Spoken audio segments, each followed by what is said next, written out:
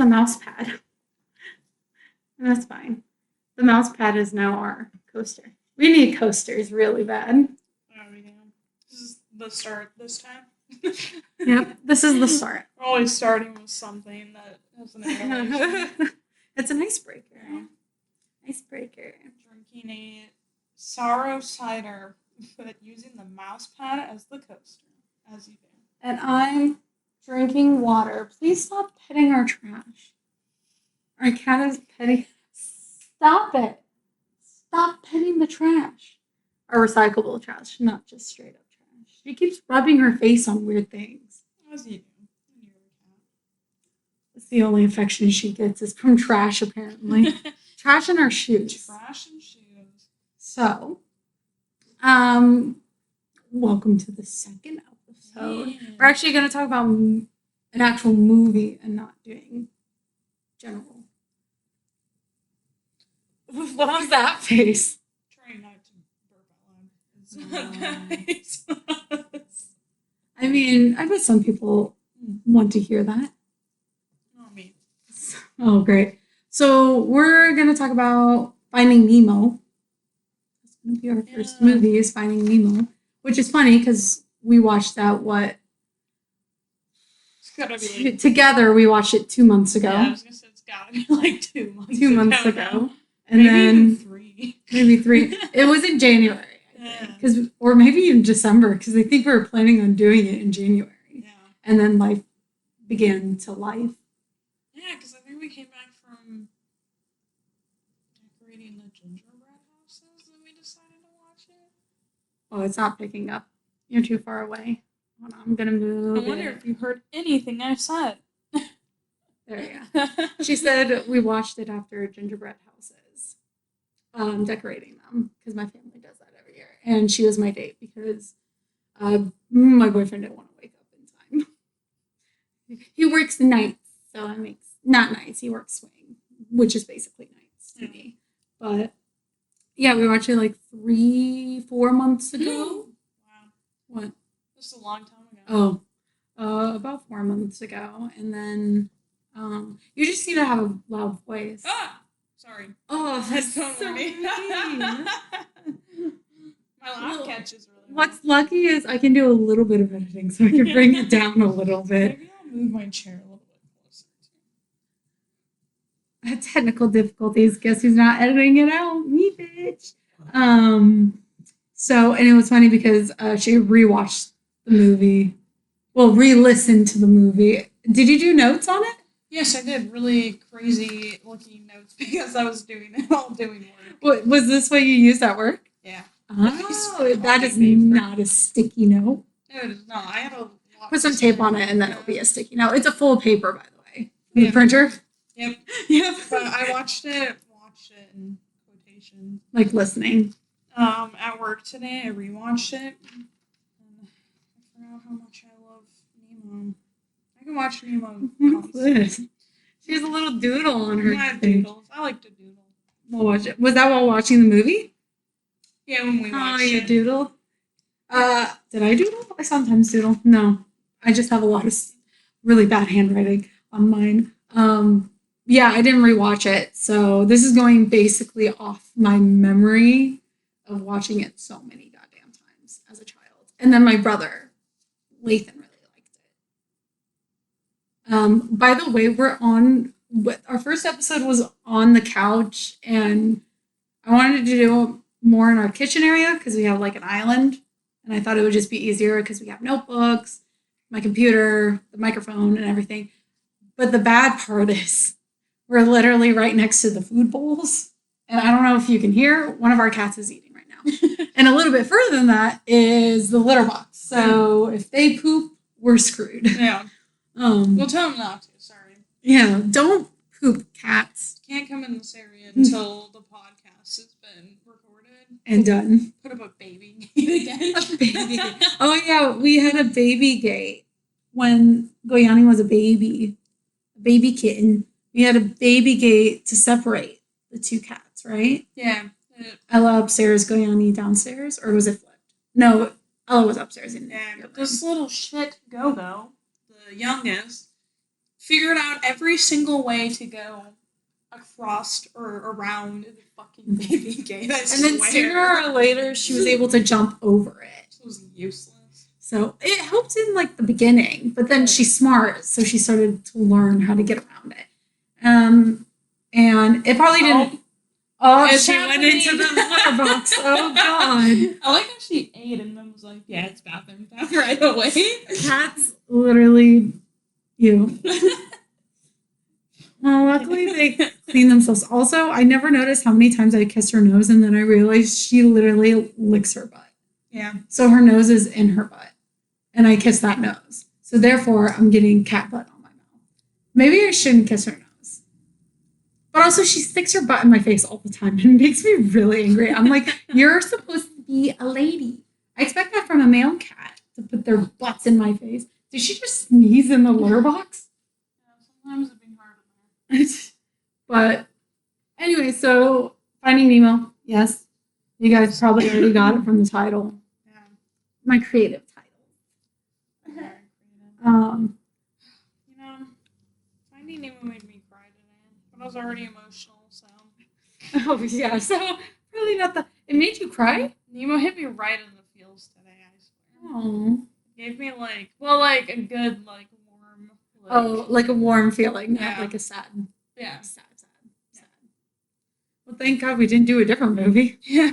That would have been really upsetting. We went to ease in with the easy movie, and a movie that probably everyone's seen. But in future movies, it might be spoiler alerts. Probably spoiler alerts. So this is your formal warning for future movies. If you see a movie that you like, don't watch our podcast episode or listen to our podcast episode because it will be spoilers. And I don't want to say it after in every episode. I don't want to say spoiler warning. So this is your formal spoiler warning. And if you haven't seen Nemo yet, get with the time.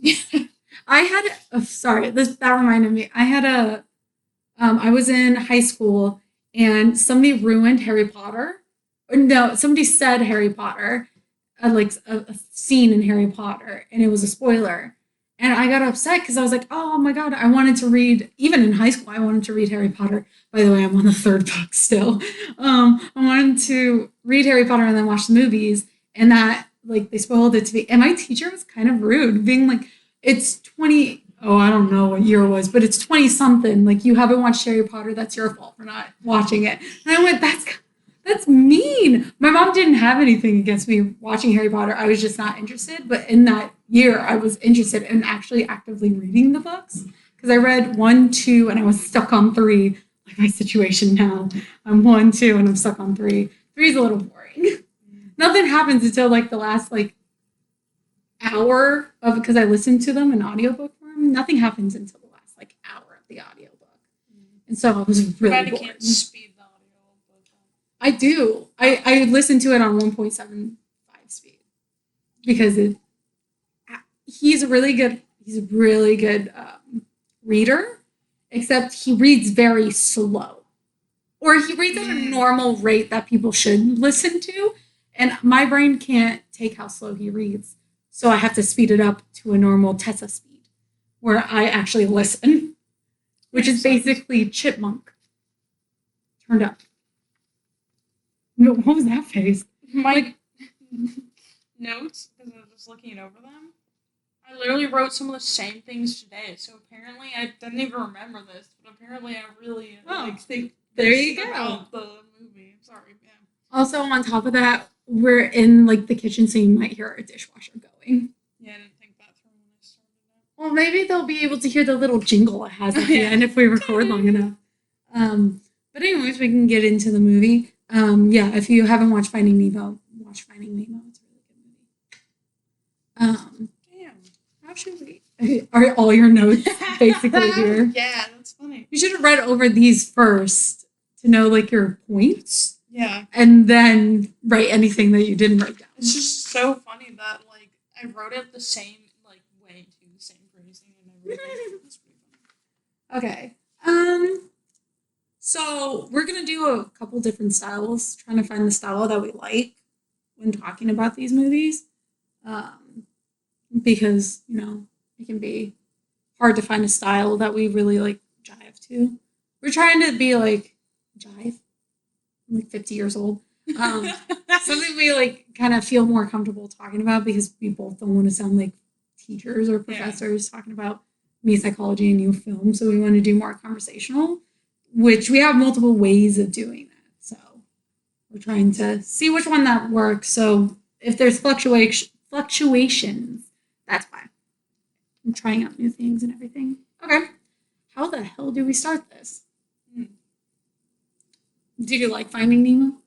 I love Finding Nemo. We'll start that. When was the first time that you can remember watching Finding Nemo?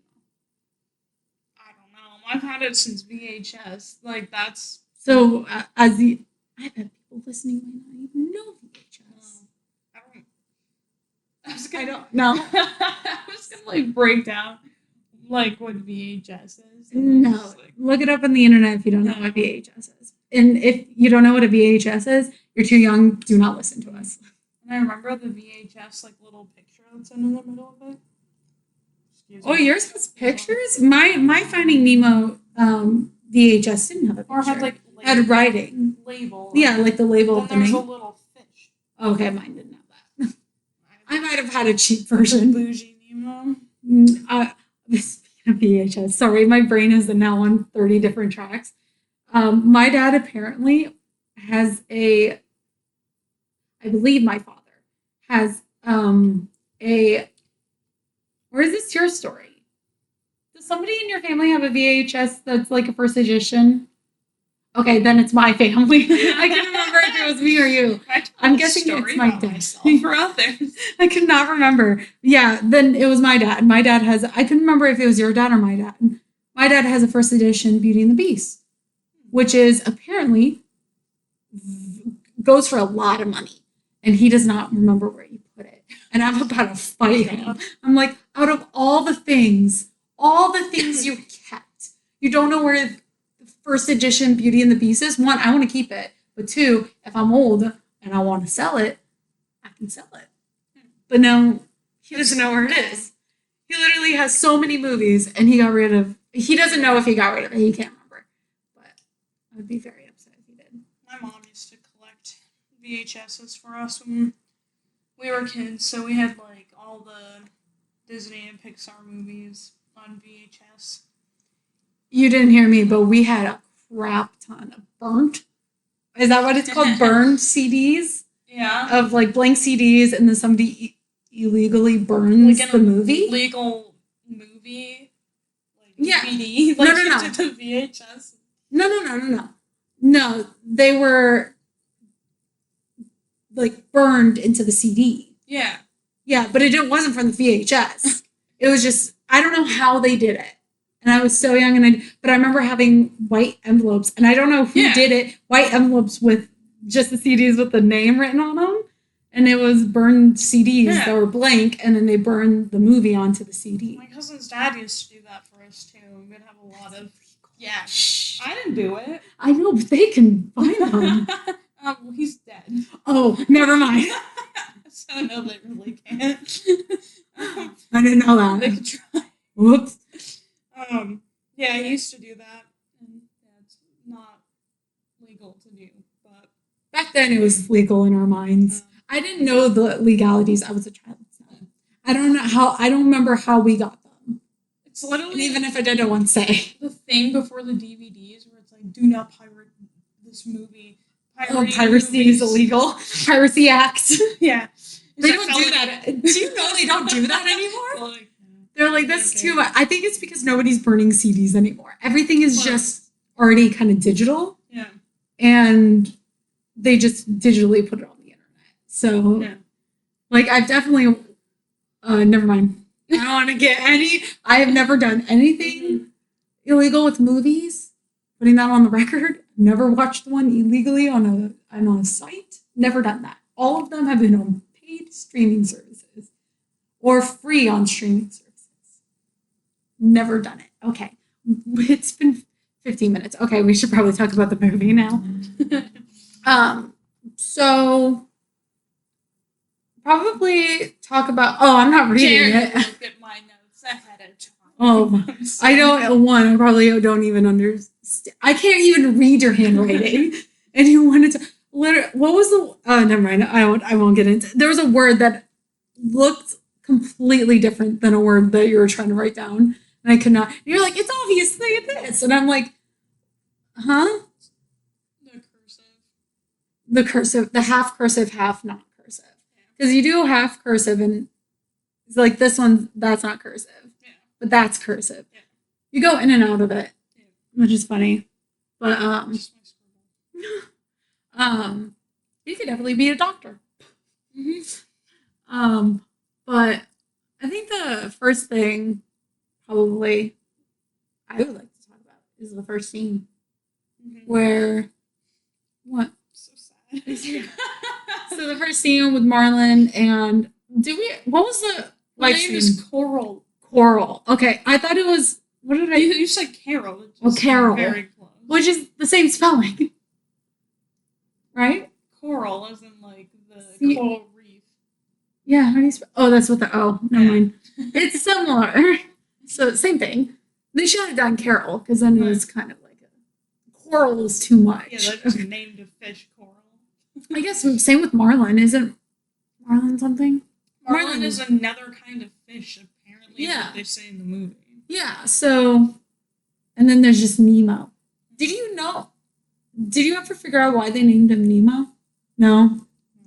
I wonder why they named him Nemo. Because she didn't give a reason. She just liked the name Nemo. I did like how Marlin wanted to name half of the kids Coral Jr. and Marlin Jr. And just one Nemo. And then one Nemo. But yeah, the first scene with Marlin and Coral, and then the eel thing. It's a barracuda. A barracuda. Is that what barracudas look like? I don't know. Huh. I guess so. I'm guessing it's accurate because it's a movie based on like actual animals. Not like talking animals, but animals that are really in the sea and everything. But the scene where all the eggs die, so all eaten, and then Coral. I keep wanting to say Carol. I'm gonna call her Carol. Carol passes away, gets eaten by the barracuda, and the only survivor is that one egg. And naming him Nemo because that's what Coral wanted to name. It's also very a fish. Sad yet sweet because Marlon just goes, "Daddy's got you," and holds him. Yeah, it's so sad. It's just one little Nemo. Mm-hmm. And that does call for, like, it's a traumatic event. He didn't witness the murder of all his children and his wife, or maybe not wife. Fish don't get married, I don't think. What are the logistics? His life partner. Because she doesn't have a ring, so not married. Little tail ring. No, it's a piercing. No, but witnessing his quote unquote fish wife and children, but like still the aftermath. You don't need to see that to know what happened. Obviously, you kind of understand it. So that's like a very traumatic event. So that will cause PTSD, and I actually want to talk about. I didn't even write this down. I didn't even think about it until now. Generational trauma. Yeah. Because he's now pushing it on to Nemo to be scared of the ocean because he'll die. Yeah. Like his mom and all his siblings. Which you do see Nemo doing a little bit because, like, when he first goes to school and they're like, we gotta go, like, over here out into the ocean. He's like, no. Yeah, like, he's kind of like... It's scary. And he doesn't do it until it's retaliation of his father. Yeah. Because his father doesn't think he is. Yeah, because he even supposed like, I'm not going out there. Yeah, and he's how could you? Yeah, he keeps telling... And it's because he's even close to it. Yeah. And so... And that will bring on trauma and PTSD. PTSD, post-traumatic stress disorder, I didn't say. It happens when... something traumatic happens to somebody, and it could be anything traumatic to somebody because people often think of war with veterans. They have PTSD, obviously.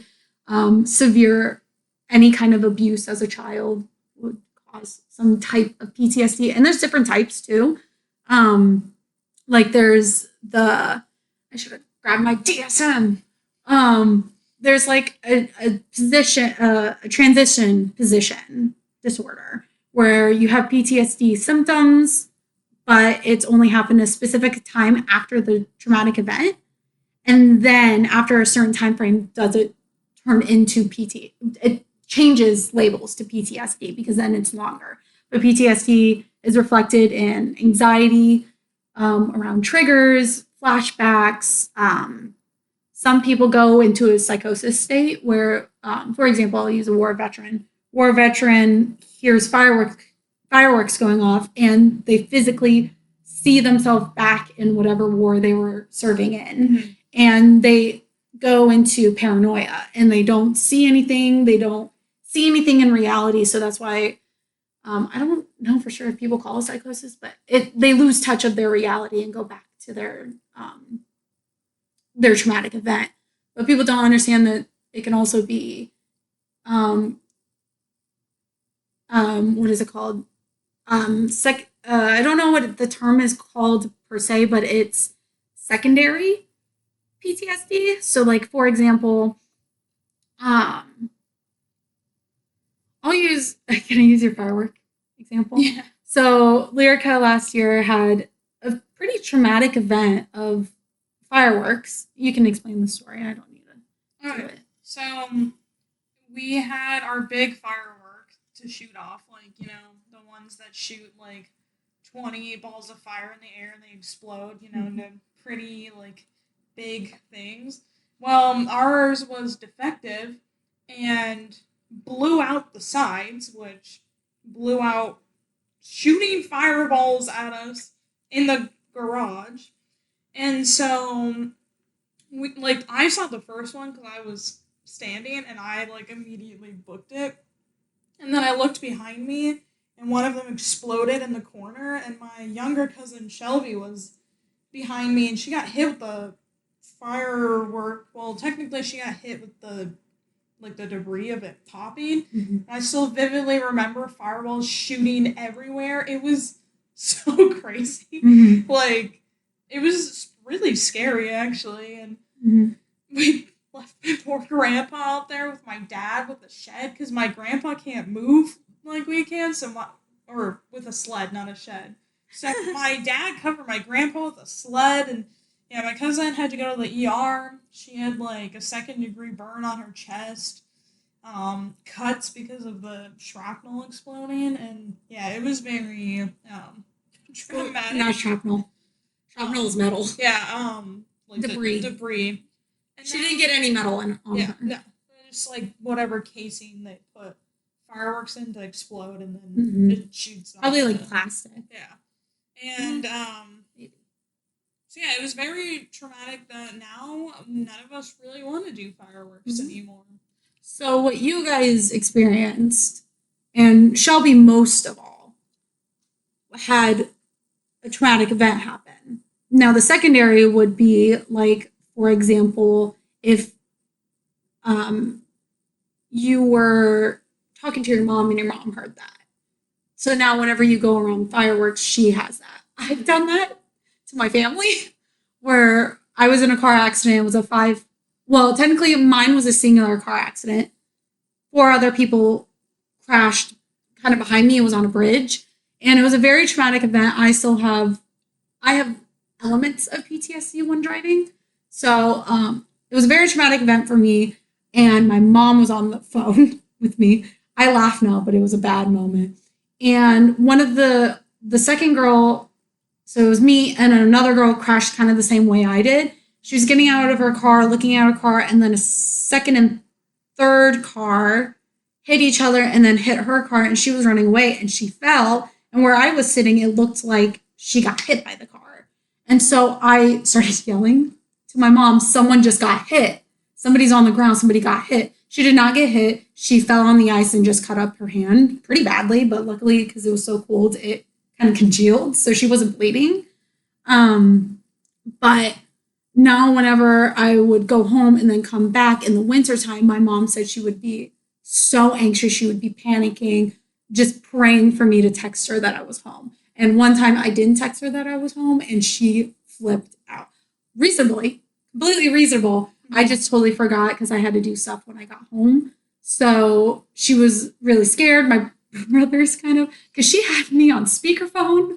So my brothers all heard it. So Lathan, when he was starting to drive, had a lot of anxiety driving. Luckily, he's a lot better now. He doesn't drive as much as most people do at his age. So, but that would be like first and secondary.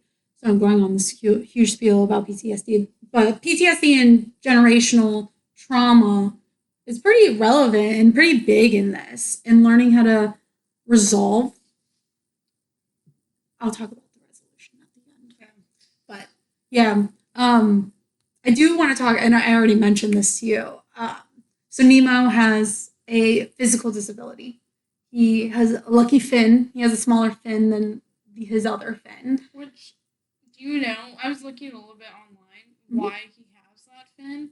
It's like from the attack. Like apparently his little egg got injured. And so I didn't know that. I didn't see that at all. It's a reminder of also that trauma. Yeah. Well, luckily, it doesn't seem like it affects Nemo all that much mentally. Like, obviously, it affects him physically. He can't swim as fast. He can't navigate as easily as, like, Marlin can. While mentally, he seems pretty okay, but also he was so young. He was not even completely born yet. He was still an egg. Yeah. So he can't remember that trauma. But why do you think the film writers, script writers, had him be disabled rather than an able-bodied fish? Is that able-bodied, with a normal fin? Yeah. Why did you think they made Nemo disabled?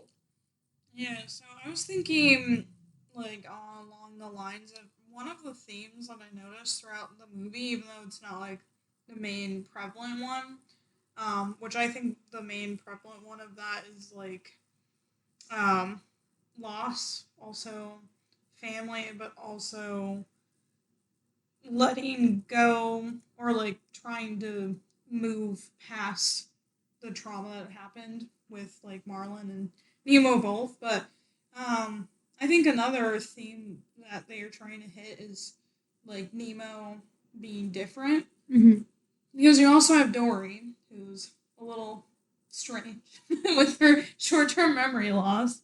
And then Marlin, of course, he's a little, like... He has some trauma. And he's a little different from all the other fish.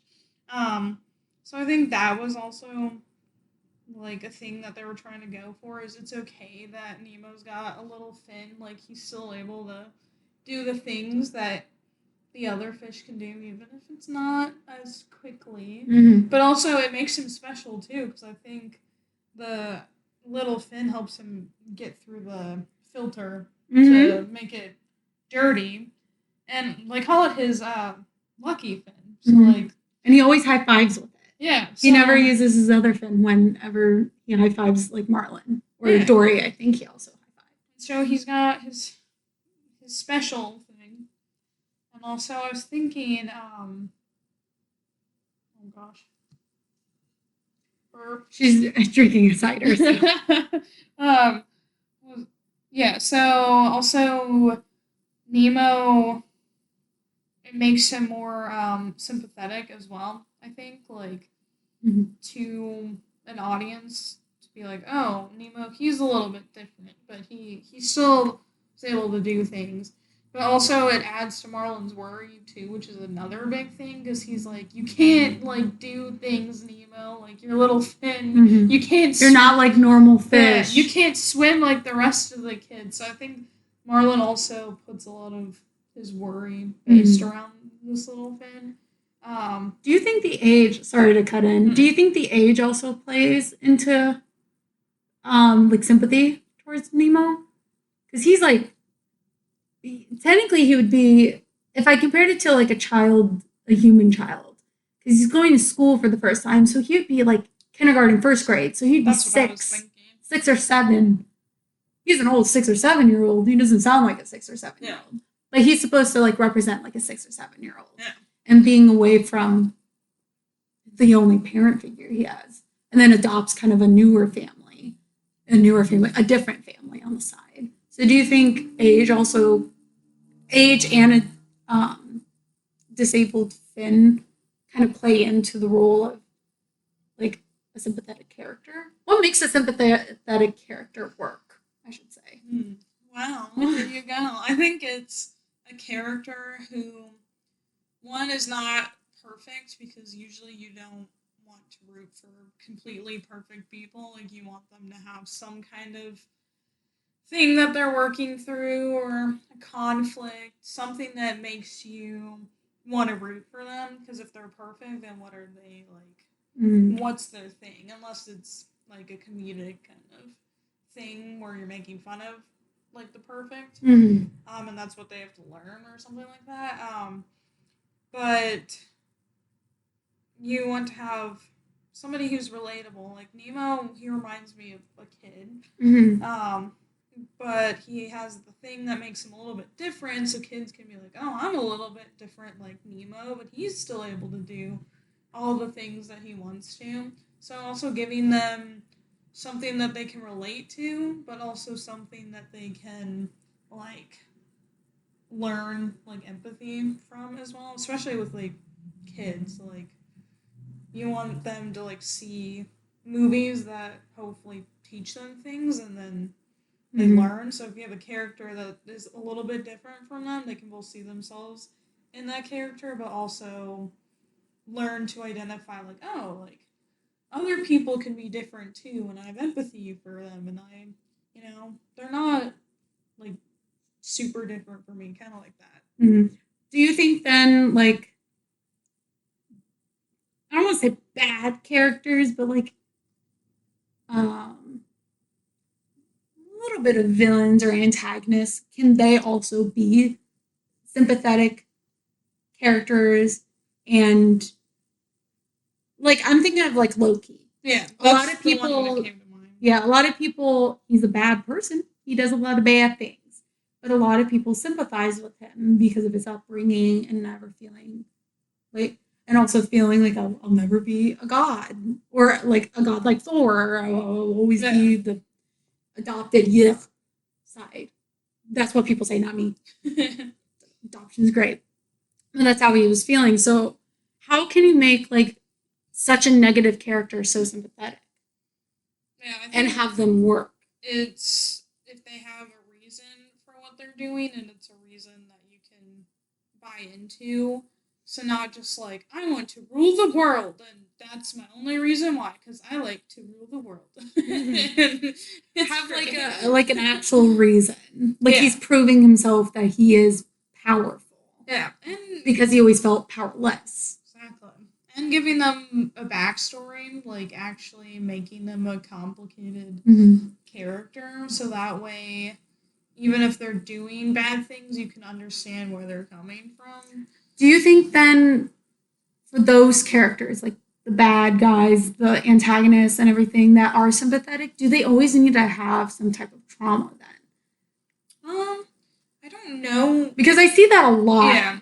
That were sympathetic because they had such a traumatic background. I feel like mostly, yes, that's what's used, because it gives a meaning to the characters' actions.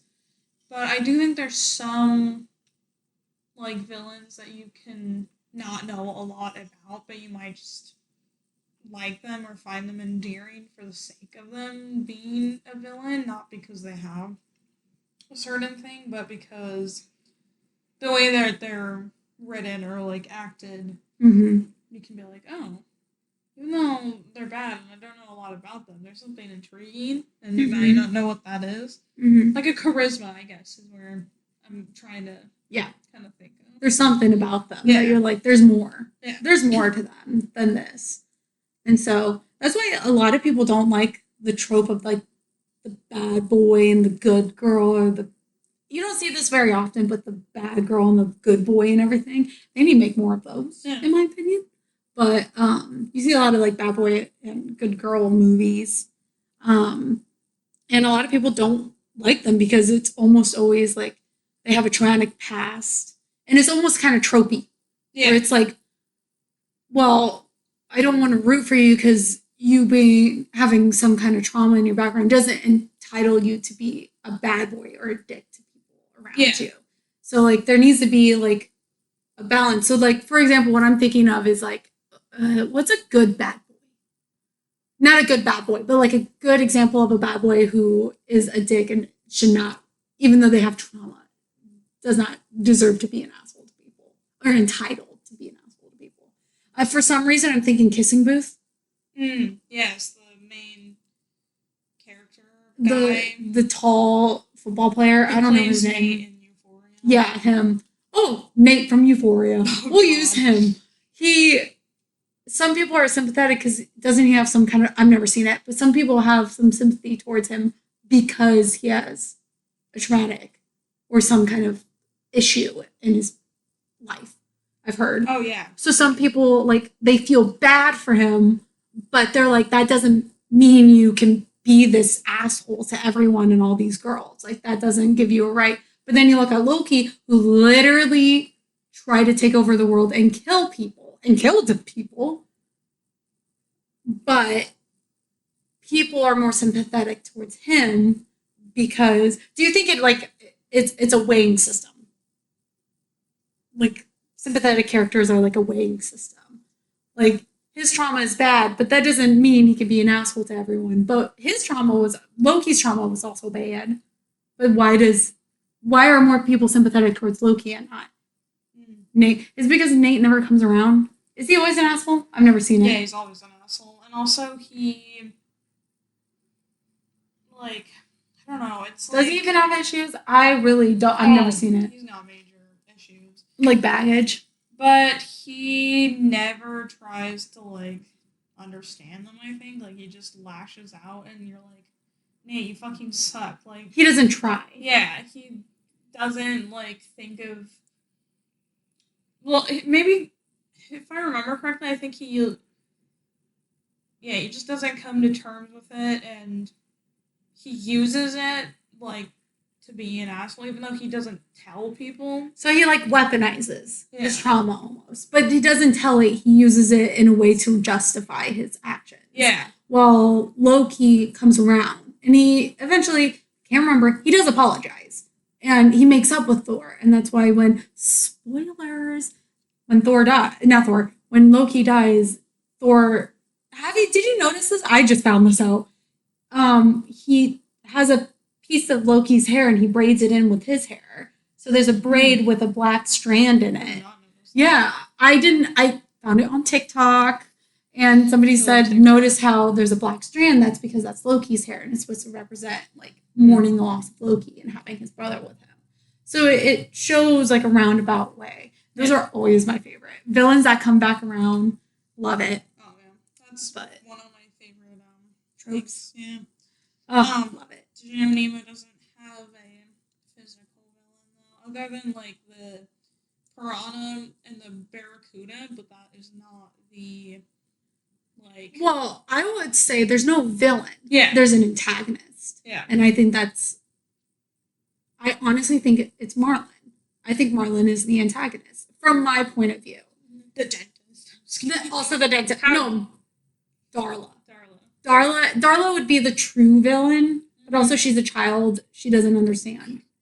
Like, somebody please tell her to stop shaking the goddamn... Especially the dentist who keeps getting her He was just like, oh, poor little guy. Now, Darla, stop shaking the fish. Teach her how to respect. But she's also a kid. I would say she's actually the same age as Nemo, like 6, 7, so she doesn't really understand. But teach that kid. Somebody needs to teach her. Like, you know what you just did to this fish? You killed it. But stop. I would say Darla would be like the true villain in the eyes of kids because they don't understand. Like, kids don't understand sympathy. They don't understand. They don't understand that just yet. I just learned about this in my class. They just don't. They don't know how to empathize. All their thinking is one about themselves. Mm-hmm. So, like, for example, if a kid closes their eyes when you're playing peekaboo and you're saying, I see you, and then they're like, you can't see me, because they're so egotistic. They're thinking about only themselves. You can't see. You can't they're see. They're little John Cena. No. But like, yeah, something like that. So kids don't understand the concept of sympathy at that age. They don't understand to think from other people's perspectives. So as adults, we can see Darla, she's a crappy child, but she doesn't understand the concept of empathy, and especially towards animals. She doesn't get it. Yep. So I would say Marlin is definitely the antagonist because he's pushing against Nemo. Yeah. And then he comes back around where he becomes a protagonist, I would say. Him and Nemo and Dory become protagonists. Well, throughout the whole movie, I would say Marlin's my least favorite character. Because throughout the whole movie, he just bashes on Dory. Yeah, he puts her down a lot. A lot. And I understand because from a certain point, because with one of my brothers has ADHD, so he forgets when he says things. And so he'll say something over and over and over, and he doesn't realize. And I understand that can get annoying over and over and over. But Marlin doesn't know how to properly deal with it. Yeah. He only thinks about himself and that he's getting annoyed, so he bashes out on Dory because he basically is a supplement. He supplements his anger about his situation, about being annoyed, onto her. Mm-hmm. Because she is, to him, oh, my tongue popped. To him, she is an easier, like, target. I called her surrogate Nemo. Right? Yeah. That's really good. He sees, like, Nemo in her, and he's so controlling over the things she does. It's like, no, mm-hmm. like, you can't do that. He feels like a father. Yeah. He places himself as a father to Dory. And at the end of it, he gets better. And in the second movie, like, she's able to go on her own and everything. So he kind of releases that. And I think that has to do with PTSD too, because in one scene, he's talking to Dory, and then he says, because you can't do that, Nemo. Yeah, and supplements her for Nemo. When they're in the whale. Yes. And you can't do that. I don't remember the actual quote, but basically calls her Nemo. And I saw that as like a trauma response. Yeah. Because he had the same conversation with Nemo, and it triggered what his situation was in. It triggered that same reaction. So he physically saw Nemo. And so it was like a flashback almost. Because he didn't even realize he did it until afterwards. And he was like, oh, like... Mm-hmm. Then I think at that point in time, though, the way that he looks and kind of goes, I think he recognized in that moment, like, oh, what I'm doing to Dory, mm-hmm. like, I also do to Nemo, and, like... And it's not fair. Yeah, because he was like, oh, like... He's like, I wouldn't do this to Dory, but I'm doing it to my own son. Yeah. I mean, yeah, he realizes what he's doing is wrong to Dory, so therefore what he's doing to his own son is not okay. And that actually brought me, when I was talking about the trauma response, it brought me back to also the statistics behind, don't ask me what statistics, I don't know. But I know because I learned it in my classes. People don't understand that you can have multiple traumas in your life. It's not just one trauma. Yeah. And people who have one trauma usually are more susceptible to more traumas. A lot of the cases is with SA, where if somebody is SA'd once, they're more susceptible to happen again. Mm-hmm. And they can be traumatized again and again. And people don't understand, like, just because one thing happens, it doesn't mean other things can happen. So, like, for example, he has the trauma with losing his wife and all his kids besides Nemo. So that's one trauma. And then the second trauma is his child gets literally kidnapped. Losing Nemo again. Yeah, so he has two traumas that happen that are very significant and big for him. And people don't understand, like, that having one trauma doesn't mean you can not have any other traumas. You can have smaller traumas, you can have bigger traumas, but you're more prone to traumatic events. For example, if a child grows up in an abusive household, they find a partner when they're older, and they are more susceptible to get into abusive relationships because they see that as normal because that's how they grew up.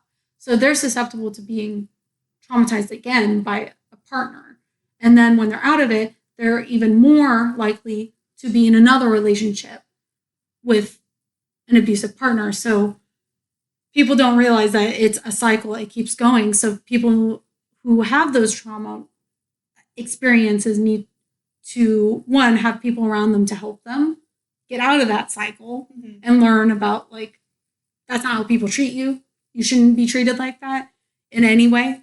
So, hey, which Dory does for Marlin, because you think it would be Nemo that really changes Marlin, but like I noticed it throughout the movie, it's Dory's like short-term memory loss. I wrote that Dory's short-term memory loss works as a foil to Marlin, which a foil was like the opposite character that displays something different, so that way you can compare them easily. So because he remembers everything. Yeah, and she's like, because she doesn't remember a whole lot of stuff, she's a lot more free, and also she is willing to just like do things. Like when they're in the whale, she's like the whale's telling me to go to the back of the throat, and Marlin's like, no, because it wants to eat us.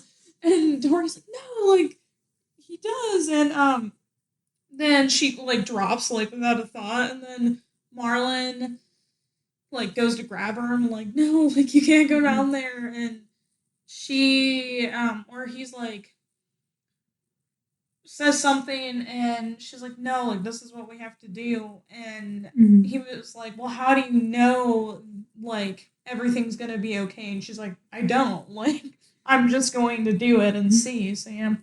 So Dory I really saw as a big change in Marlin. I feel like Marlin taught her to hold back a little bit. Don't be too crazy. But she taught him how to let go a little bit. To let go of his anxiety just a little bit. And on top of that, I do want to I love Dory. And I really get, like, because she has short-term memory loss, and she's generally just a super happy person. But people need to also remember toxic happiness is also not good. Like, it's okay to be happy, and it's generally, obviously, you should be happy in your life. But if it's to the extent where you're doing dangerous things because you're like, I'm happy, I'm going to do whatever I want, it causes, like, physical issues. You might go into a physical situation. It becomes naivety. Yeah. You become naive. That is Dory. She's a little naive because she doesn't understand, because she forgets things. Yeah, like with the jellyfish where she's just like, wee! Like, I'm gonna like... she ends up getting stung. Yeah, and Marlin's like, no, like...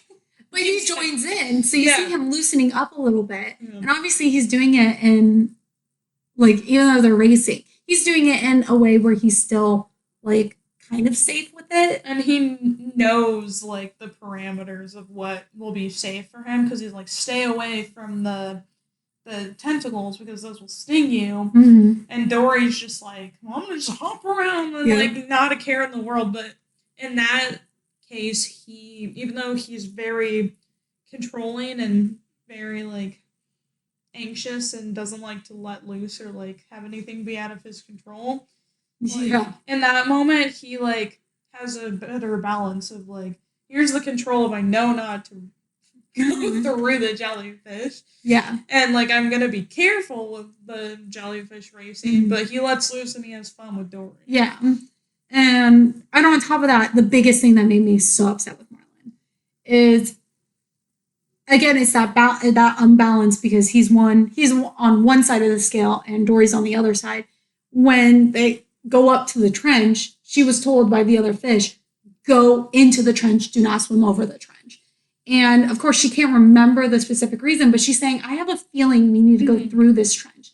And because of the way she is, how she's a little naive and everything, Marlin doesn't believe her. So that kind of shows the dynamic of toxic happiness, where if you're so naive, people won't take you seriously because they don't think you can see the danger or you can understand the danger, which in that moment she did. She didn't understand why she understood it, but she had an idea. And him also being just so controlling that he thinks that he knows better than her. Mm-hmm.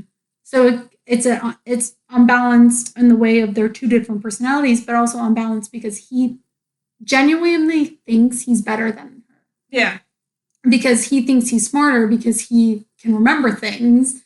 But in that moment, it showed in that moment she was actually smarter than him, but he wouldn't listen. He was too ignorant to listen.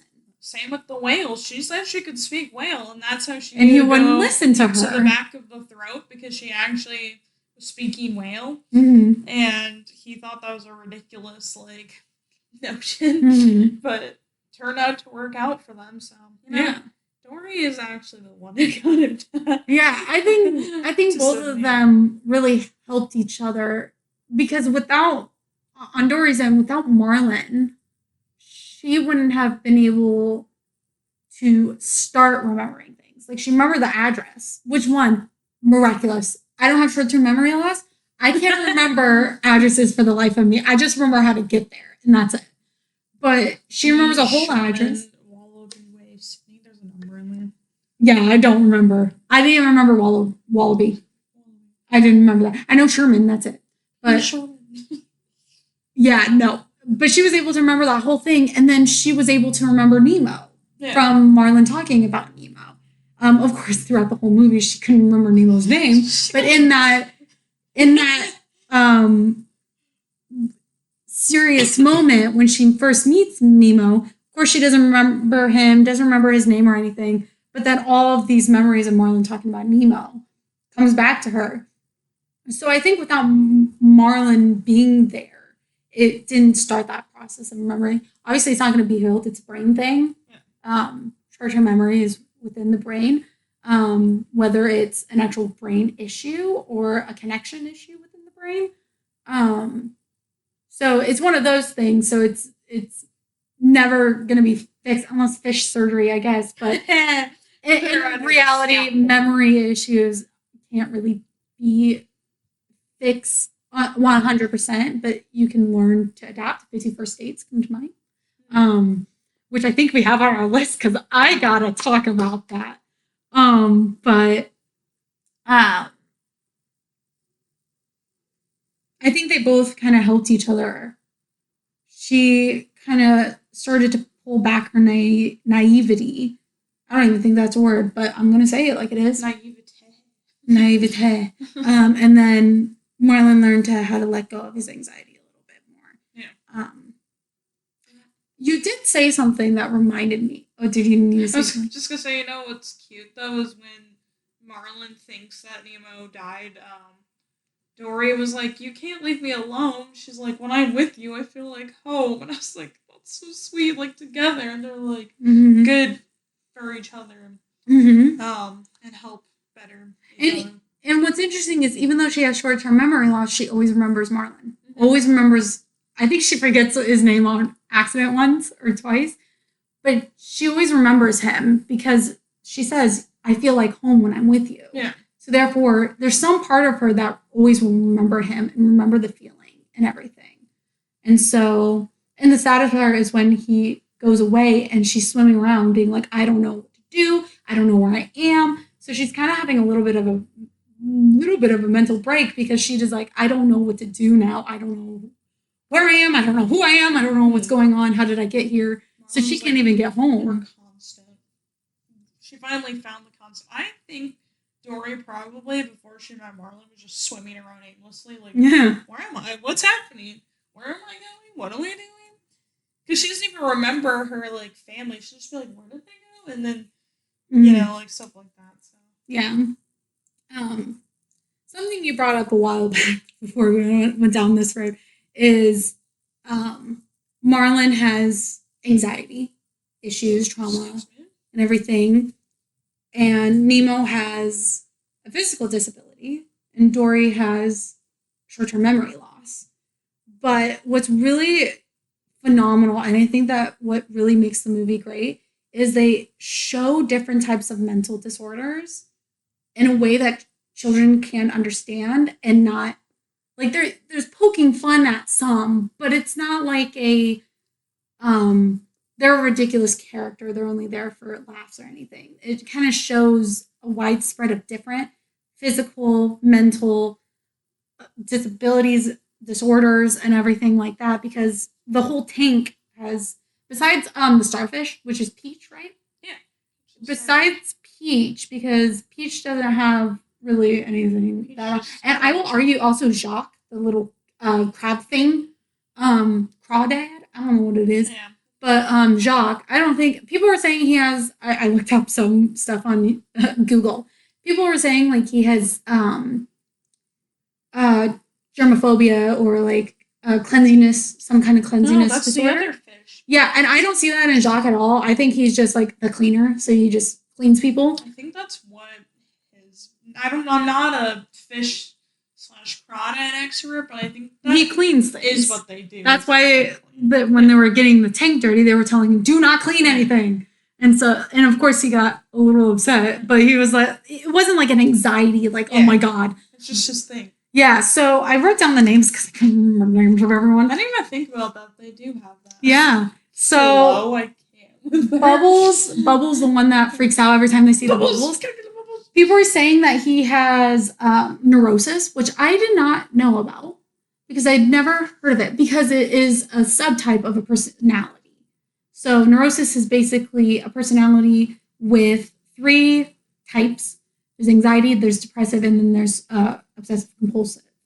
And so he reminisced kind of the anxiety because he gets a lot of anxiety about his bubbles. Mm-hmm. And he's like freaking out when he sees the bubbles. So it's basically like a personality where you have a lot of anxiety and it's released some way. It can also be obsessive compulsive also on his end. So he's freaking out about the bubbles. So he has some types of like neurosis traits. Gurgle, that's the purple fish who has germophobia. Yeah. He either has germophobia, which is an anxiety with germs, or he might have either tendencies or OCD, where OCD, obsessive compulsive disorder, is it can be one or the other, it can be both. It can be an obsession, a compulsion, or both, which is very interesting. Didn't think that. I thought it would have to be both, but it can be obsessive type or compulsive type or both. So there's an obsession, so you're constantly thinking about something. Like, for example, if I don't turn the doorknob 3 times, the house is going to start on fire. So, and then the compulsion is doing the actual action, the 3 turns. So I'm leaning more towards germaphobe, anxiety towards germs.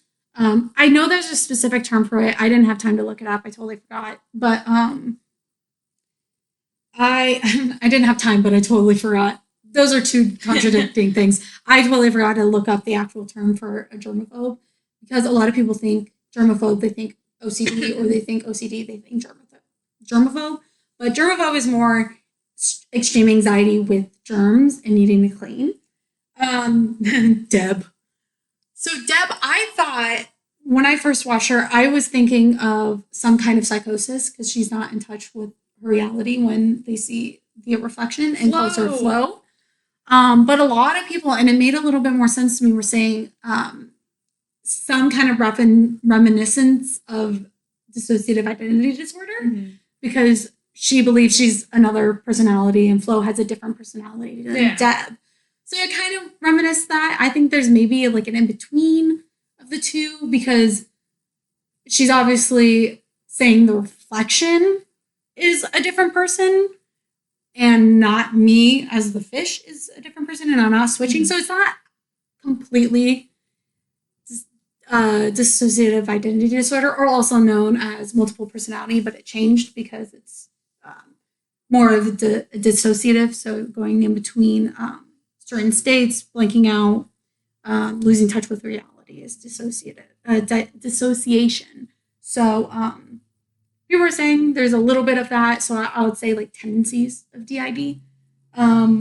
Gil also has anxiety and PTSD because he had all those scars. I don't know what happened. He was attacked.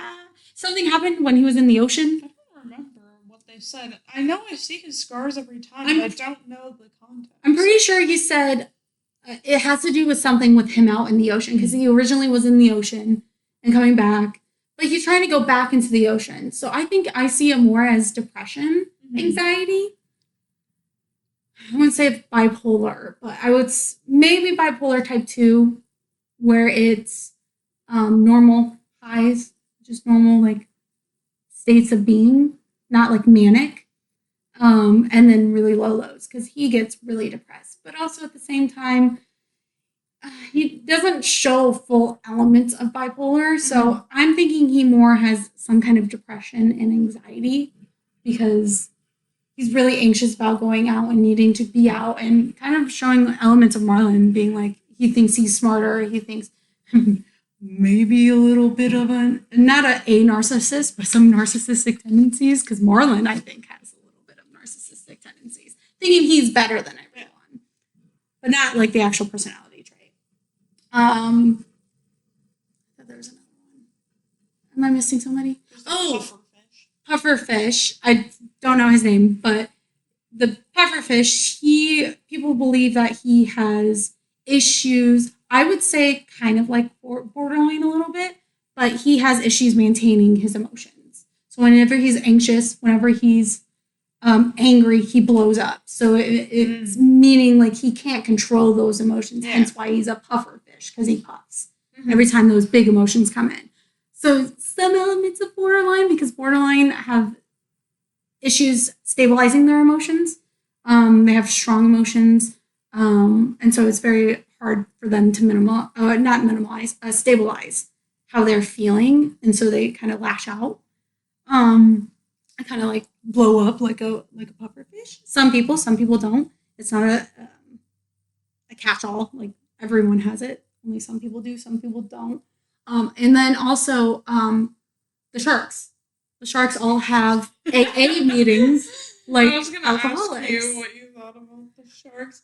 This is so funny. I think it's a really creative fish.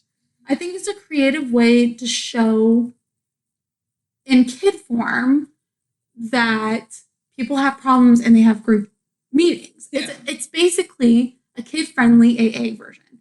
Like they see eating fish as like alcohol is to humans. Yeah. So it's a really kid-friendly way of showing that people can cope in these ways and going to meetings and having group. Obviously, there's one that was struggling. I don't remember his name. Yeah, the fish in his mouth. Fish friend? I don't know. The dead fish is hanging out in his mouth. Wait, no, but the other fish are right next to him. Freaking out. Marlon, like, so yeah, the sharks show alcoholism, which is diagnosably a mental disorder. It's alcohol addiction. It's not technically alcoholism, but alcohol addiction. So that is also diagnosable. Also, fun fact, there's a thing in the DSM that's reminiscent of like shopaholics and gambling addictions now. So there are like diagnosable shopaholics. And I don't remember what the term is called, but definitely gambling is also a new addition where gamble addictions. But it's not just substances. It's now spreading on to other. I've heard you can get addicted to anything.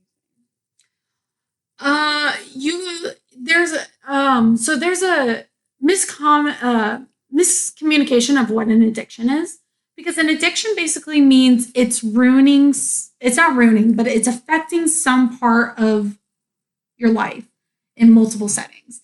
So for example, an alcoholic is drinking a lot of drinks at home. So he or she is affecting he or she's health, their health, probably their work, because they're not going to work or they're showing up drunk to work, probably might get fired and everything. So there's that. It might be affecting their home life, their financial life. So it's affecting a lot of their social or going out. They're affecting their social relationships because they don't want to be around them because they're maybe a crazy drunk or maybe they're always drunk. So it's kind of like you don't really want to hang out with them. So it's affecting them in multiple settings and it's affecting their functioning in life. So, for example, if somebody who really, really, really likes to crochet, but it's affecting them where they're not going to work, they're not hanging out with people, they're not financially stable, that's becoming an addiction because it's letting it affect your life in a toxic way. While if you really, really like video games, but you know when to stop, you know when to go to work, you know when to eat, you know when to work out if you want to work out, like they're functioning. Now, there is a thing called functioning alcoholism where you're an alcoholic, but you're a functioning one. So it's like a gray area where you're going to work, you're paying your bills, you're doing socially and everything correctly, but you're still an alcoholic when you're drinking at home and you're drinking a lot. So that's like a gray area. And I don't see that in a lot of other areas with substances as functioning. I really only see it with alcoholism, but it might also be outside of that, but I've only heard the term with a functioning alcoholic. But yeah, you can get addicted to anything, but that's only if it's affecting your life in a negative way. They might not see it as a negative way, but it's a negative way to the outside perspective because it's affecting you. So yeah, you could be if you're not correctly balancing it. So people who have, and it's also genetic. Addictions can be genetic. Mostly alcoholism. There's a possible genetic tie. So if you have a family member but also people don't know if that's genetics or if it's social. Because if a kid grows up and their mother is an alcoholic, so that's all they know. So then what if they become an alcoholic? It could be a social tie. It could be a genetic tie. So it's really, when you're coming from a family, whether it's genes or social, of alcoholism, you have to make sure you're doing it responsibly, drinking responsibly, or if they want to, not drinking at all.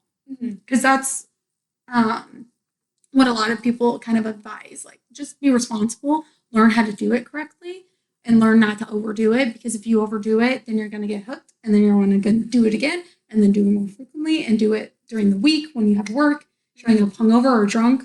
So, whole ordeal. Everything. This is not related, but are the sharks vegetarian? What do they eat if they don't eat fish? Just a question. They eat trash. Sharks eat trash. I did not know that. Yeah, sharks. There was a case. Okay. Well, this is completely. It has to do with sharks. There was a case where this shark got captured and brought to a zoo, and it started like convulsing a little bit, and then started throwing up stuff. So it was like a lot of trash and everything. And then he threw up a human arm, a whole human arm. Had tattoos and everything. They think I don't know if it was a drug gang or some kind of drug cartel or something like that. Cut off this guy's arm. Don't know if they killed him. They never found the body. They only found the shark, the arm from the shark. Can you imagine how terrifying that would be if you're at the zoo and you see a shark throw all this trash and then a whole human arm? Terrifying. Did the shark eat the trash on purpose, or was See, that's what I don't know, if sharks can sustain trash, if it's something they like to eat. But sharks. Also, sharks do eat like seals. Yeah. Humans sometimes on accident. A seal is technically still an animal. Yeah, but they're saying fish, no fish. So seals aren't technically fish. I think they're mammals. They're mammals. Yeah, dolphins. Seals are on the menu. So those kind of, like, they would probably eat those things and then probably trash, knowing our oceans. Yeah. Woo! But, yeah, mostly, like, the other animals that are in the ocean. Krill, I guess. Those aren't technically fish. Yeah. Krill. Shrimp. They're not fish. They're shellfish, but they're not fish. Yeah. There's some other thing. Oh, I was thinking as well, talking about the other storyline going on with Nemo stuck in the fish tank. The fish tank. Mm-hmm. I think it's very interesting because Nemo came from the ocean where they all want to go. The other fish want to go back to, because it's the big blue and it's open and it's free. Mm-hmm. But Nemo really doesn't experience that, even though it is the ocean because of his father. But I think it's also, I was thinking about this a lot, how, like, if Marlin could choose a place for Nemo, like, I think he would be like, yeah, a fish tank would be great, but, like, with me. Just me and no Darla. Yeah. And so, like, where Nemo is, you'd think would be a pretty safe place, and but then it turns out that it's not a safe place for them. And so it's like a weird like thing of what Marlin's trying to control so much, like, can't be controlled, because even if you're in this contained environment, there's still like the threat of Darla shaking you to death. Or if the human doesn't feed you, you die. And so I found that very interesting. And Gil also says that fish aren't meant to be in a box, I think he says exactly. So, like, relating to the physical box, but also like Nemo's in his little box, mental box, what his father wants. And so I found that very interesting. And I think it also shows too, it might be subliminal, I might be reading into it too much, but it also shows that no matter where you are, there's going to be danger around you. No matter what situation where you think it's safe or you don't think it's safe, there's always going to be some kind of danger. And I think it's trying to teach either adults or kids, like, even though life has a lot of dangers, you shouldn't live your life always on high guard, like Marlin. Yeah. You should let loose a little bit and have fun. Have your own fun in the way you feel comfortable doing and opening up, but also in learning to not be too not letting go too much. You want to still have those safety aspects, but also be like, go have fun. Yeah. It's one life. Go have fun. So I think it's kind of also showing like that aspect. I do think that as well. Especially with the mantra of just keep swimming. It's like, keep going through life, even though you're not certain of what's going on. Like, there could be danger around, or like also there could be like technically, you know, like the danger of what happened in the past, which like the PTSD for Marlin and how the trauma affected him. Like, he keeps that as a danger in his mind, even though like hypervigilance. Yeah. He thinks danger is everywhere. Yeah. And so just keep swimming. It's like, even like through like bad things, you can keep going, but you can also like be uncertain about what's happening. As long as you just keep trying, and then like you can make it through. And also Marlin, I think you definitely see that with, oh, that's gonna make noise. Oh, go Yanni, don't do that. Oh Lord. She just doesn't care. And then Marlin eventually, he lets Nemo, you know, go off to school, and he lets loose a little bit. He lets loose, and he keeps that in mind. Like, he gives, I think he gives trust not only to Nemo, but also to the people around him. Yeah, and it lets go of his control of it a little bit. Like, he's not going to be able to control every danger that's going to happen to Nemo. So, like, you got to let him, like, learn and grow on his own and be his own little fish self. That also reminded me, I really liked, I don't know if you probably noticed this, but I also really, really liked the opening scene when Nemo's older. He's jumping on Marlin. Well, fish jumping on Marlin, being like, it's school, get up. And then once they get back, it's Marlin doing it. So he's having like, from the psychology aspect of it, not only is he starting to heal in that aspect, but for once in his life, I think he's starting to let out his inner child. Yeah. Mimicking what Nemo did. It's allowing that little child, because everyone, I don't think people know this, but everyone has a little child in them. That sounds weird. Everyone has an inner child. And sometimes people who have a traumatic past as a child, when they're older, they do things in a coping way that lets their inner child out. So, like, for example, some people buy stuffed animals and they, like, people trash on them being like, you're a 30-year-old adult and you have all these stuffed animals. But for them, that's letting their inner child have something. Because maybe as a child, their stuffed animals made them feel safe, or they couldn't have stuffed animals, and now they're letting their inner child out. So, and this can come in any form. For me, and you know this, my inner child comes out when I'm super hyper, and I just want attention. Because growing up, I didn't have a lot of attention. Not for my mom. My mom gave me a lot of attention, but for my dad, I never really got attention from. So when my inner child comes out, it's very attention seeking. And it's trying to be funny. I don't know if it actually is funny, but it's trying to be funny. So that's how I let my inner child come out. For some people, it's like what Marlon does. He acts like when Nemo was acting, like a child, being super excited, jumping on. Also, if you're an adult, don't jump on your child. But obviously they're fish, so they weigh nothing. But jumping on Nemo and everything. So I also think it shows that Marlon's able to finally like move forward and get through his trauma. Because I wrote down in the beginning, because like there's a few things in the beginning that match the end, but they're kind of switched. Like the Nemo jumping on Marlon, like he's very, ready to go to school and tackle the day. And then Marlon, though, is like anxious and afraid of what will happen to him going to school. And then you swap it, and now Marlon's like, yeah, get out there. Like, I'm so excited for you to go to school and experience it. Well, at the beginning, when they're at the anemone with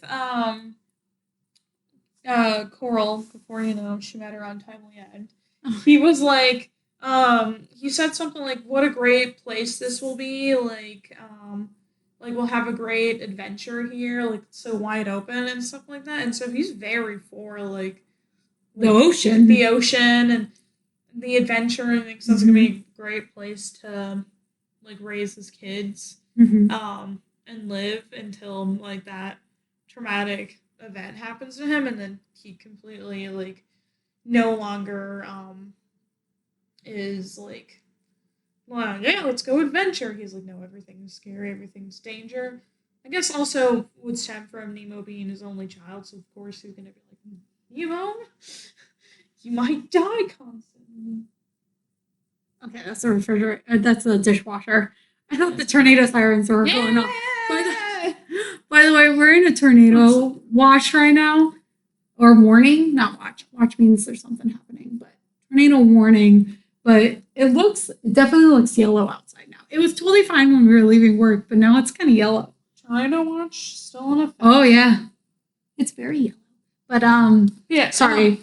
I interrupted. And then, at the end, he is, like, ready to let Nemo go, and, I think it's the dishwasher. Yeah, so many noises in here. And also, he's no longer afraid of the ocean.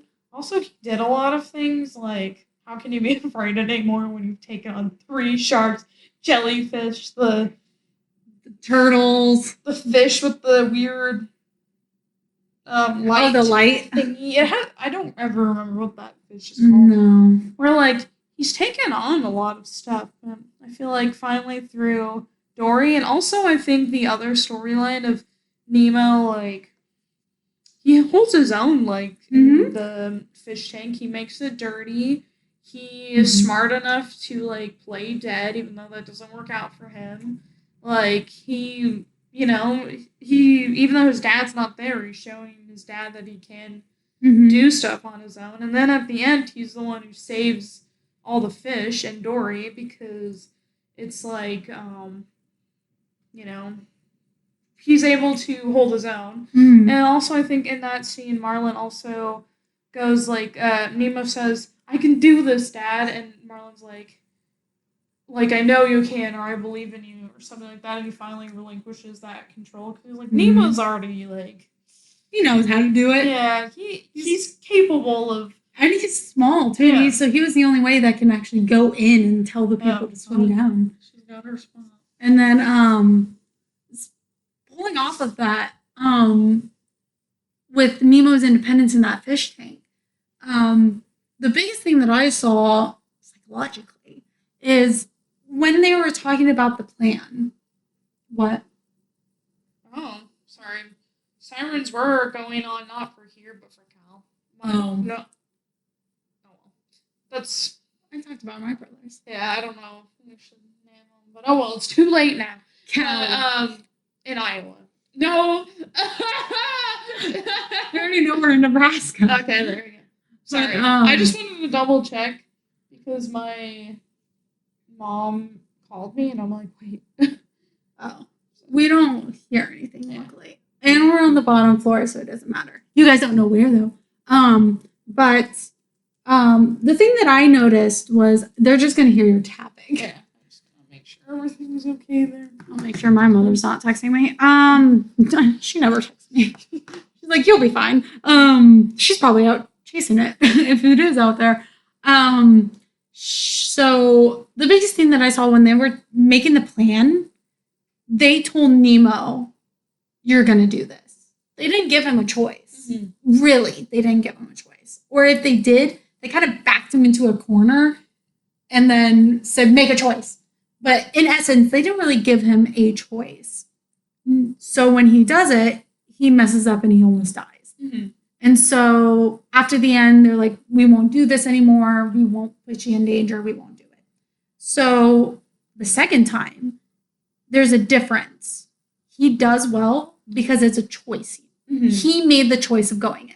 Nobody forced him. Nobody put kind of pressure on him to do it. They didn't even know he went in there. Yeah, they didn't even know. And they're freaking out. They're getting the leaf stick thing up there to get him out of there.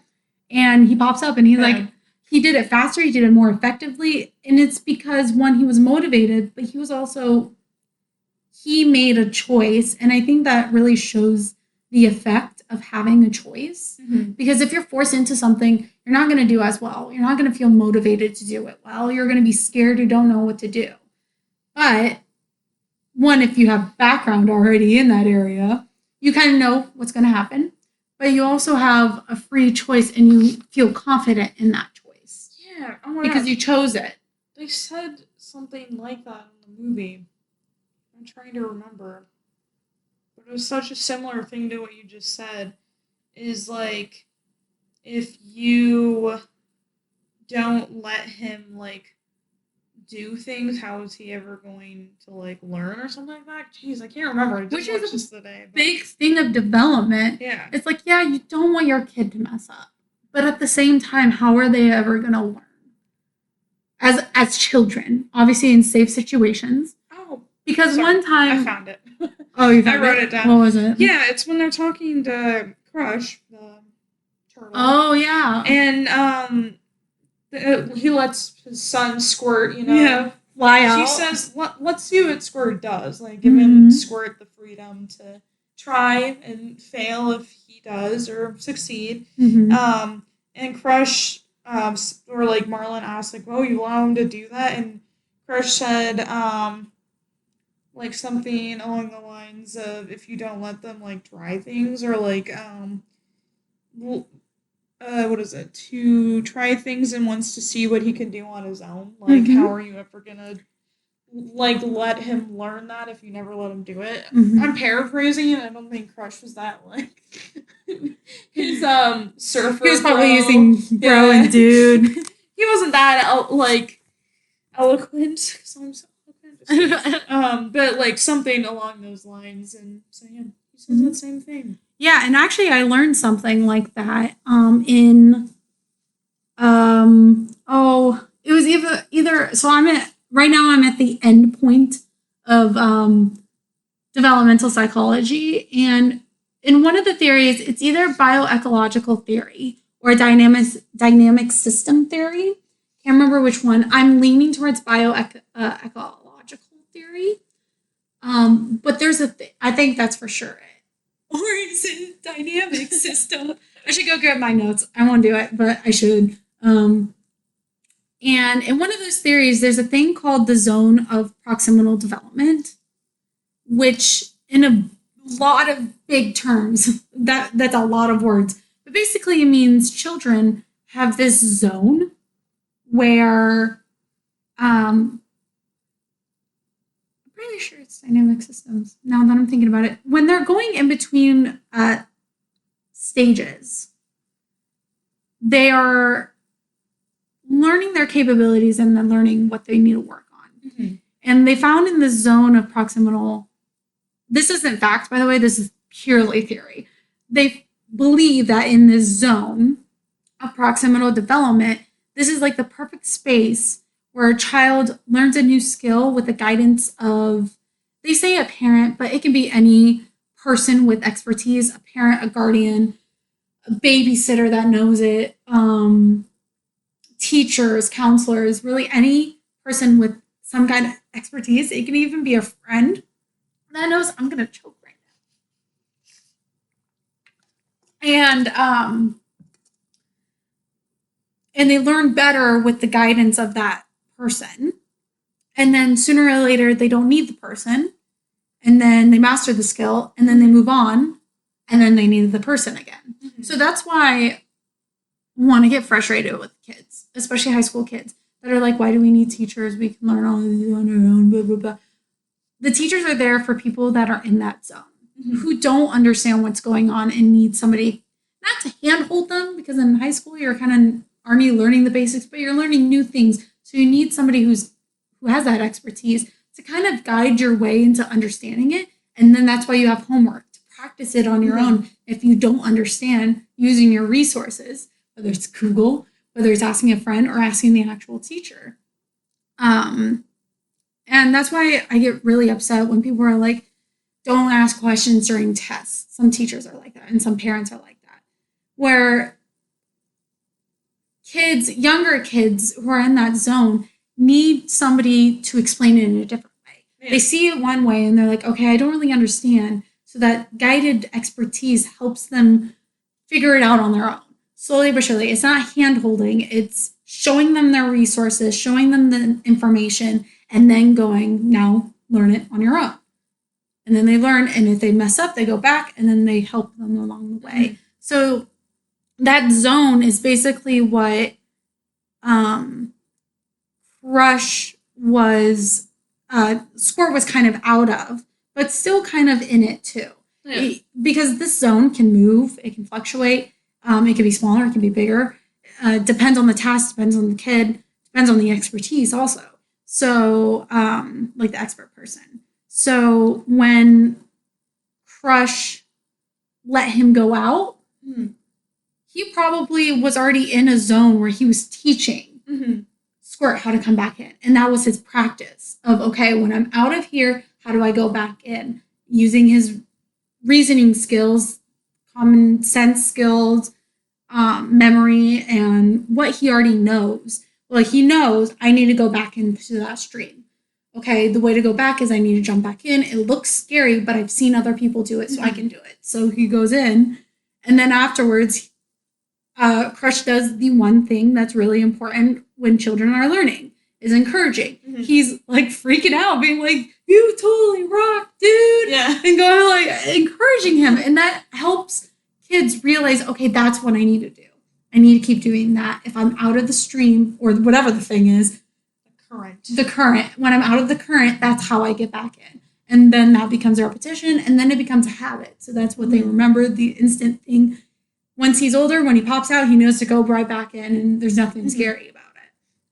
So, and a lot of the time, people think like those small things you don't need to encourage, like give such encouragement like that.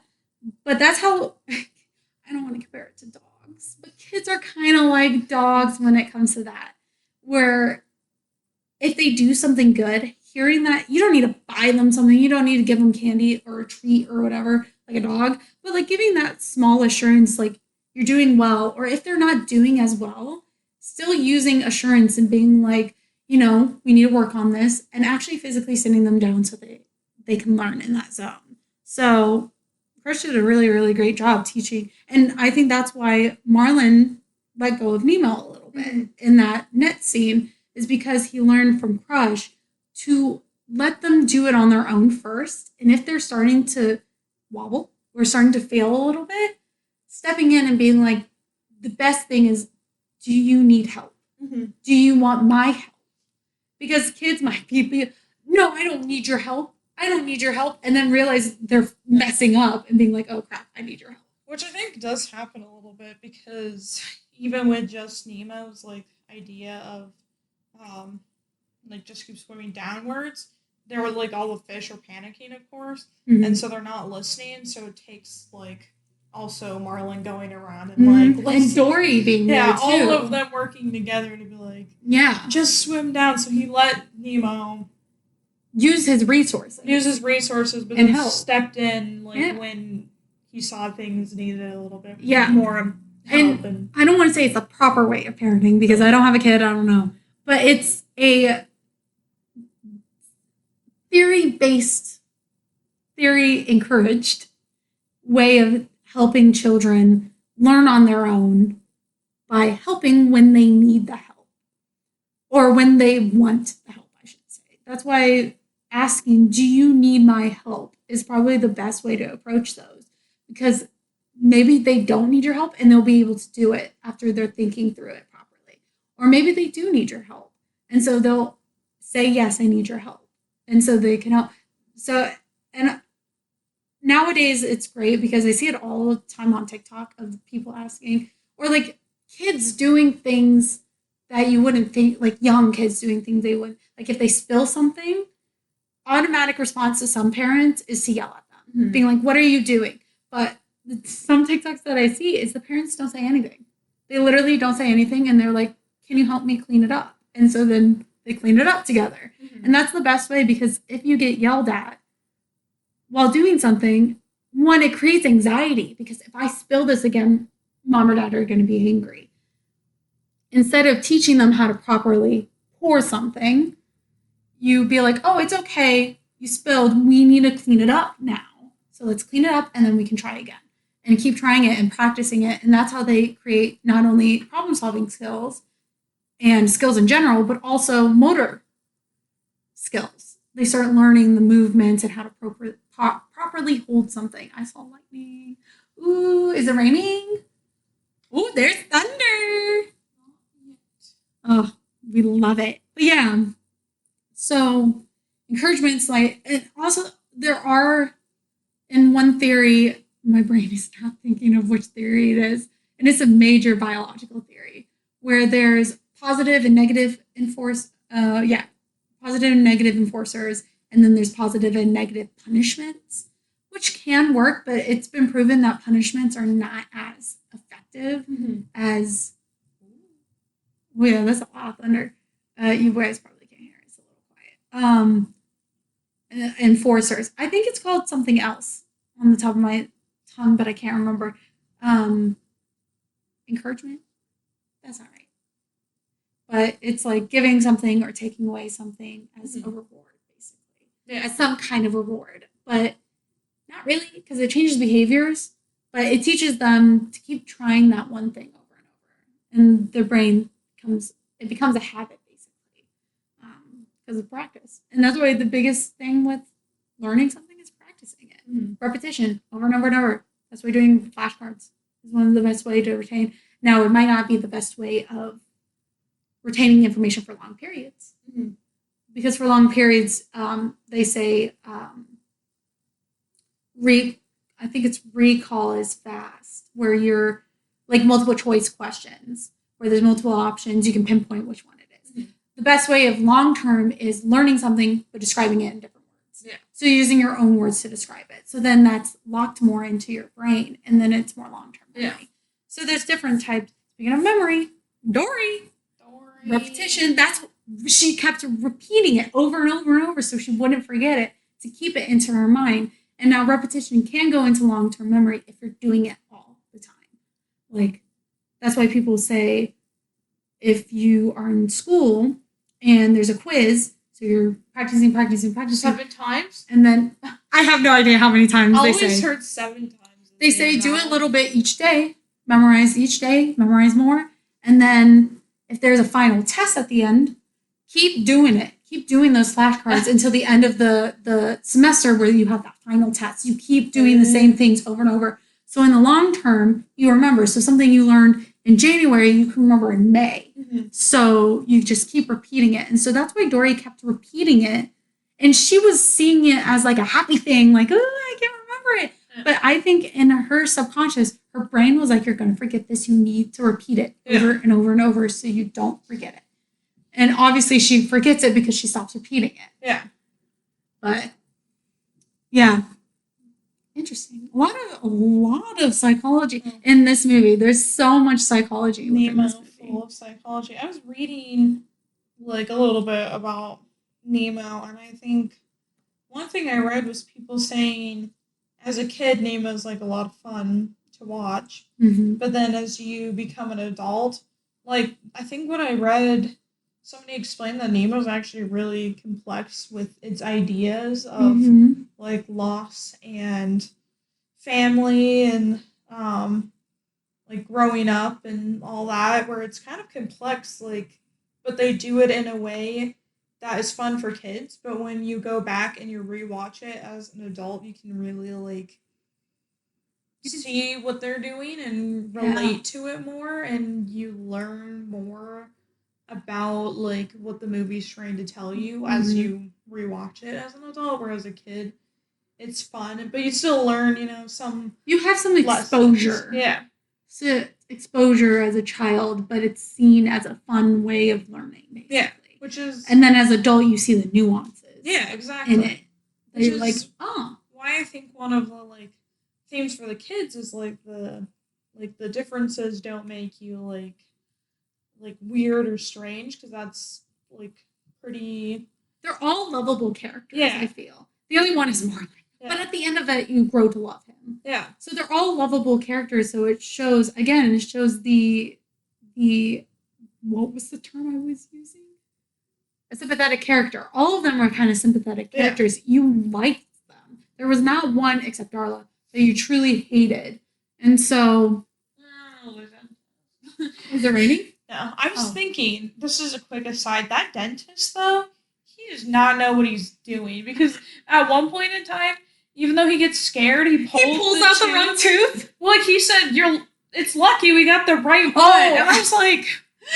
I don't want to go to this dentist. He doesn't look like he knows what he's doing. And during the root canal, he's just like, I was like, I don't want this dentist. He looks like my horror movie dentist. I wonder if anyone in the future from Australia can tell us, are dentists there really like that? Yeah, I'm like... Do they allow pelicans into the room? Well, he says, get out of here, but he's in that room a lot. Yeah. I feel like that's a hygienic issue. Yeah. There's cat hair everywhere. And he keeps the window open with the pelican can just fly. Yeah. I don't know. Also, illegal ocean, like... Yeah, you can't do that. What do you call it? It's not like... It's not poaching. It's not poaching. It's like you're illegally getting this fish from the sea, my guy. And technically, aren't clownfish also an endangered species? Yeah. So he's stealing an endangered species. And the way he said, which is such a human thing, where like we like sometimes only think about like us and not the impact of what we're doing. Kind of like climate change. He goes, this little guy, he was like, I think he says something like swimming alone. He was having a hard time, or like I found him like, and like I need like the idea was like I needed to save him. I was like, he's a fish. Yeah, he was all alone. He was not in turmoil.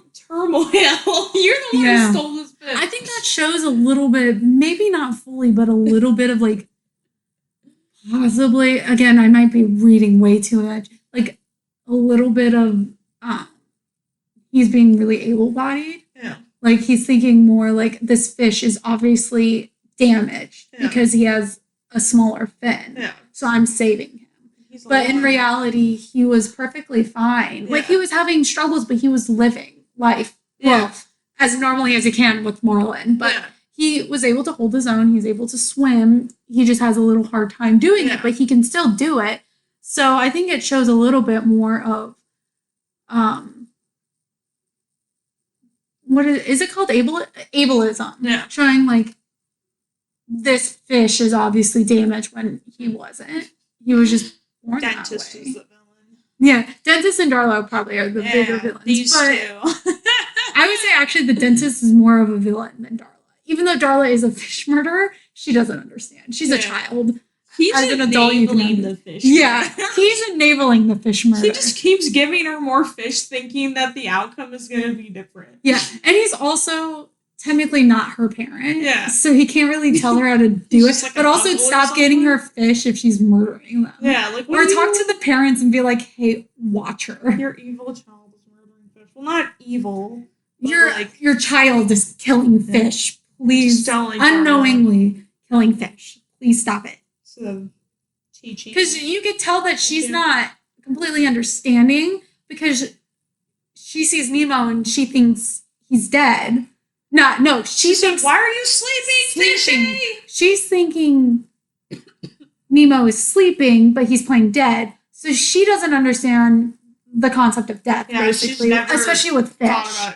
So she's thinking he's sleeping, so shaking him, you would think he would wake up. So it kind of shows that she just doesn't understand. But the dentist fucking enabling it, being like, oh no, it's fine, I'll keep giving her fish without giving her proper training on how to deal with fish and just allowing it to happen. And stealing them from the ocean? Have you done this before?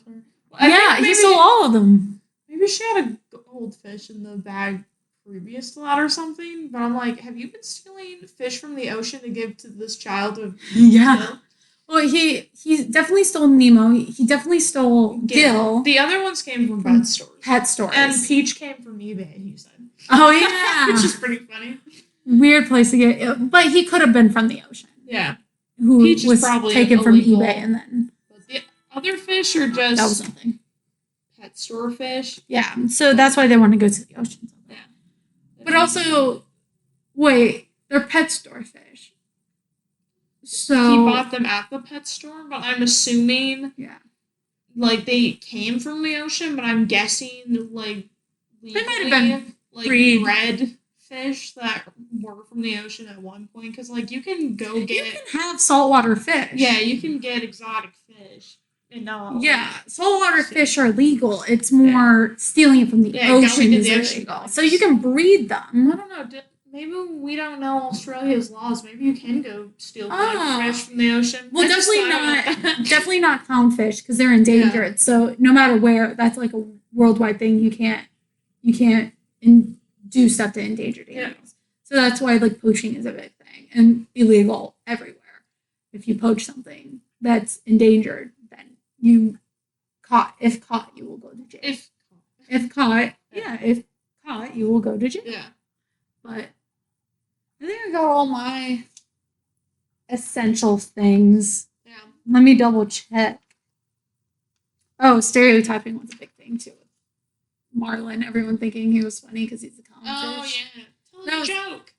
Okay, it's a lot of stereotyping. Nothing to do with really anything, but my favorite thing is when Marlin leaves. He calls the seahorse Pony Boy. Pony Boy. And the seahorse just goes, Pony Boy.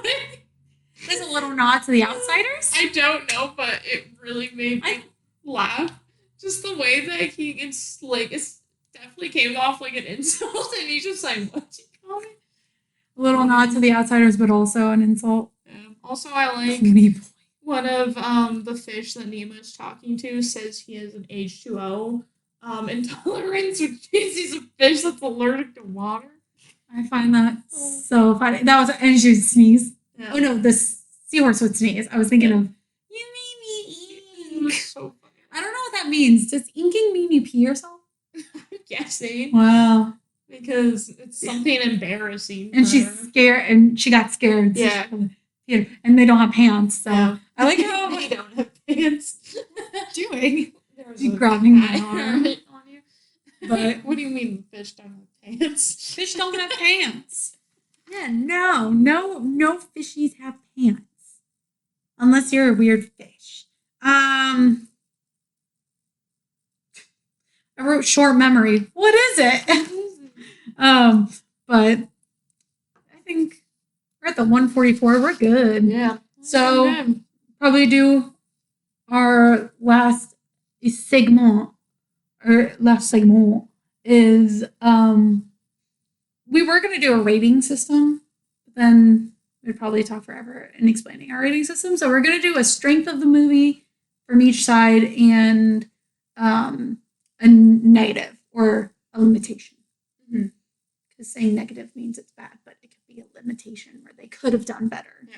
So I'll let you go with your positive. What's your positive from this movie? In my positive movie, I think It doesn't have to be film related, by the way. Is just it is a classic to me. Like, if I want a comfort movie, I go to Nemo a lot, and I think it's because it's very timeless in a way. Like, the jokes are not super aimed at pop culture, so you can kind of laugh at them anytime. There's jokes for adults, there's jokes for kids, and I think the story, like, overall, is just it's a good one to go back to.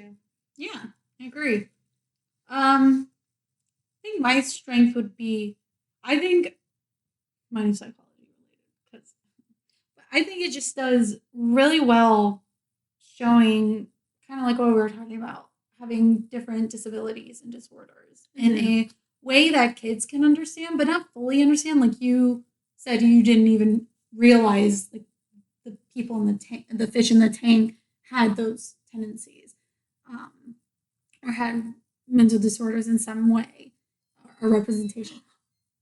I hope you guys heard that. The dishwasher is done. Yeah. I think it did a really great way of showing all the types, like a very wide variety and diversity of what mental and physical disabilities look like, whether it's biological, like short-term memory loss, or if it's mental, like anxiety or DID or stuff like that, or physical with the lucky Finn. So I would think, what? I just saw a note of mine, which I wonder why I wrote that. Were you right? Nemo could be a horror film. Oh, that was probably from the fish. I remember you mentioning that when it was the fish with the light bulb. Like that was a note chasing around. Ago. Yeah, probably that one. What's your limitation? Or negative if you want to be negative. Negative. Limitation. Could do better. I think what could be done better is we should call it an ick. An ick. We have our positive and our ick. We have our green flag and red flag. Let's do that. Okay, green flag. Red flag of Nemo. What's your red flag of Nemo? Red flag of Nemo. Finding Nemo is that I'm trying to think because there's not a lot I don't like about Nemo. What's something that you think could improve? If something was improved, you would like it better. I think maybe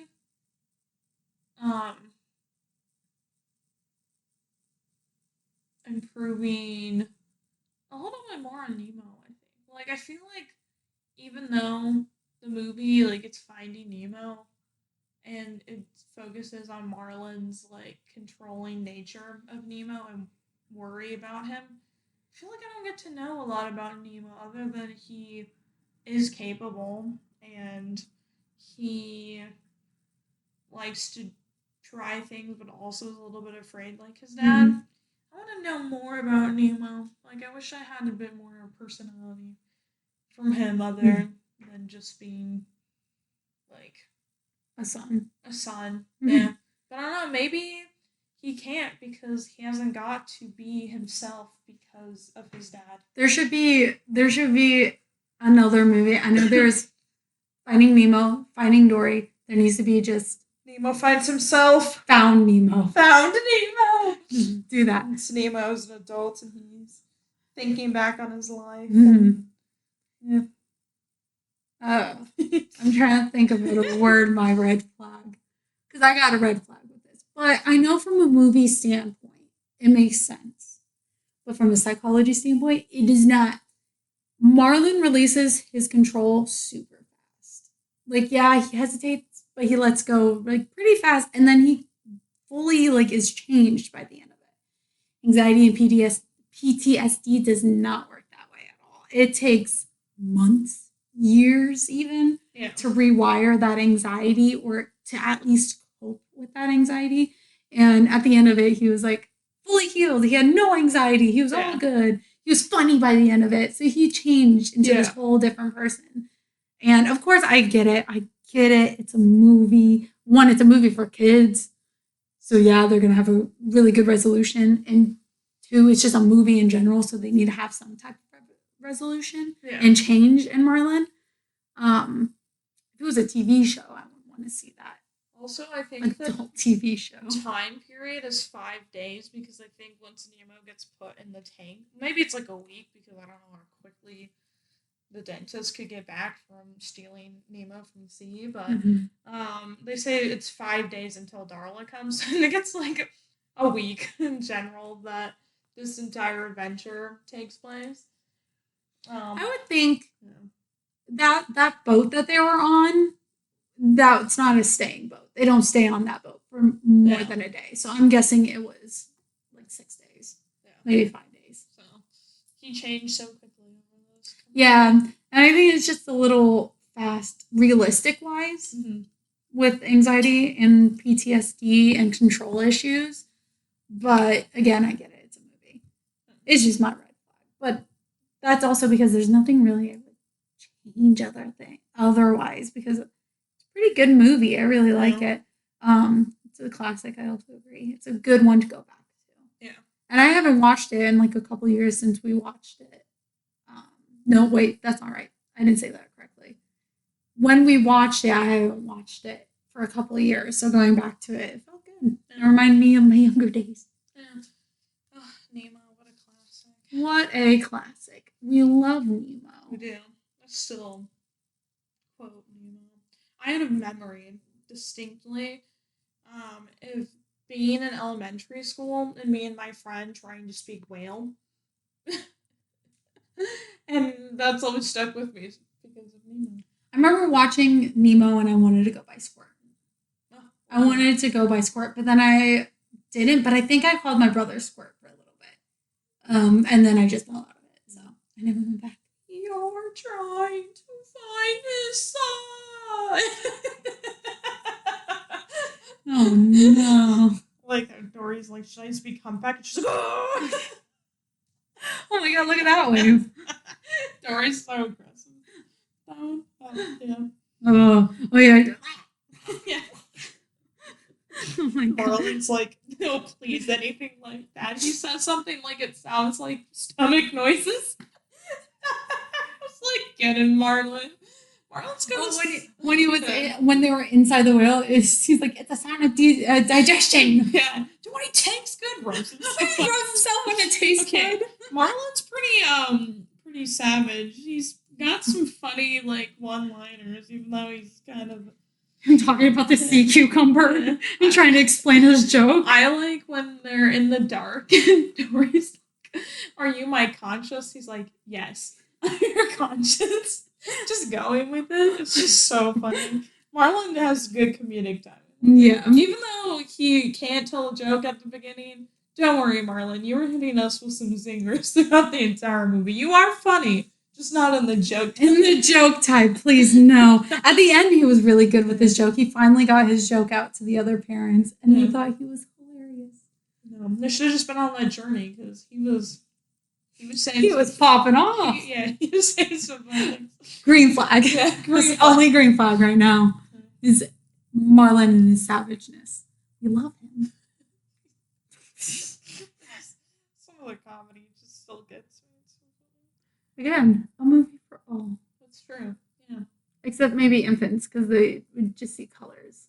And be like, wow. And probably traumatized by the light fish. Yeah.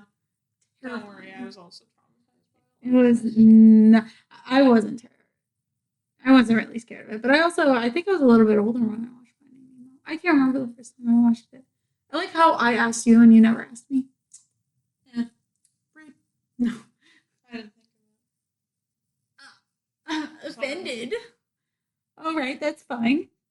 All right, so finally the end. Yeah. Excuse me, we're filming. Sorry, recording. Should I do our That's a door opening lyric. Should we do our little sign off? Yeah. You start it. Don't be an Edward. Go watch Friends, the TV show, if you didn't. Or, news today, there is a Twilight show in production. No. But hey, Henry Cavill's gonna maybe play Edward, is the rumor. Who's that? He's the new Superman, or the most recent Superman. He's old. Or he's old. Is he the one in Batman vs. Superman? Yes. Yeah, he's old. He's I don't gonna know. pay an 18-year-old? I don't think it was confirmed. People are just saying he should not. He looks like a 30-year-old who plays an 18-year-old, which does not make sense. Just give him an 18-year-old.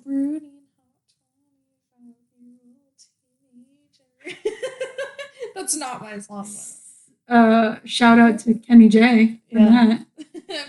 Yeah, YouTuber. Hell yeah. Except he'll be 30, but you know. Maybe in the future you can also go watch the Twilight series. Oh, yeah. I will only watch it if Charlie is there. I will only watch it if Charlie is in it. But they also have to keep the actor for Charlie. Yeah, he's hot. Yeah. And also, Charlie's the best. Also, be a Charlie. Yeah. Don't be an Edward. Be a Charlie. Go watch Friends. Yes. That's such a long sign off. We'll just keep it at don't be an Edward. Yeah. Go watch Friends. The TV show. Or just your friends. Should I do the same thing I did in episode 1? Yeah. Yeah.